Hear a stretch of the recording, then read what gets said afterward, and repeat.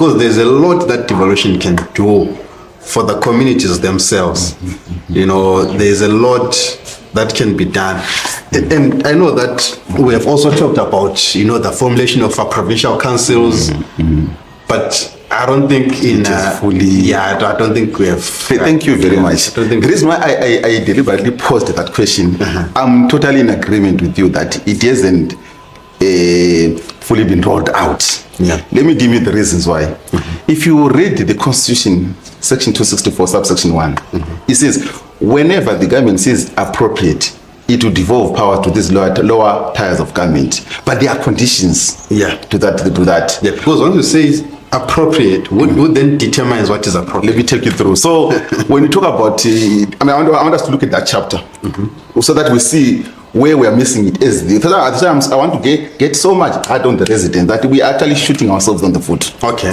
This is where I'm saying I want to focus more on section 264. It says it's going to devolve power to lower tiers of government, and the conditions are it has to be competent. Okay. 1 and 2. There's an element of efficiency and effective use of resources. And so now, if we look at issues to do with the competent, if you look at the, I think the audit reports, even for the past 3 years, you will realize that most of the local authorities, the audit reports are not coming out clean. Yeah. So already, and we are people who follow our constitution without any compromise. Given such a scenario, that means the aspect of competence has already been compromised. Yeah. There is no local authority at the current moment that has got that capacity to be given the powers. But now I come back to the ordinary citizen. How do we get there?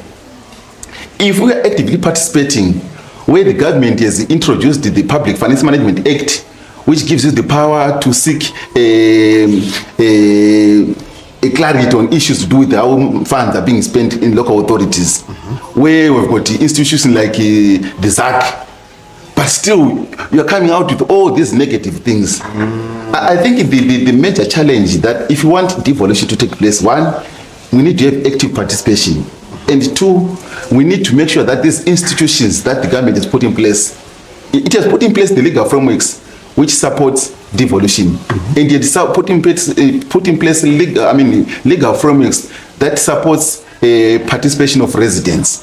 For instance, if I'm to take you through the formulation of annual budgets, when the councils are supposed to be submitting their annual budget to the ministry, they have to make sure that there's the attendance register to certify that people have attended the meeting and they have agreed to the things that the council is what is submitted to the ministry, and there has to be a budget certificate. So without those documents, the ministry doesn't approve the budget. That's why, you know, at times they are told that you're supposed to submit your tariffs, and then 30 days people look at those in the budget and everything, so that the ministry can then approve the budget. But the whole essence is the ministry is trying to make sure that residents are involved in the decision-making processes. Yeah. So what I'm getting from this is that we really agree that the legal framework, the government has done its part in laying, the foundation of strong legal frameworks. Of course, we might not be happy about certain parts, and that can be worked on.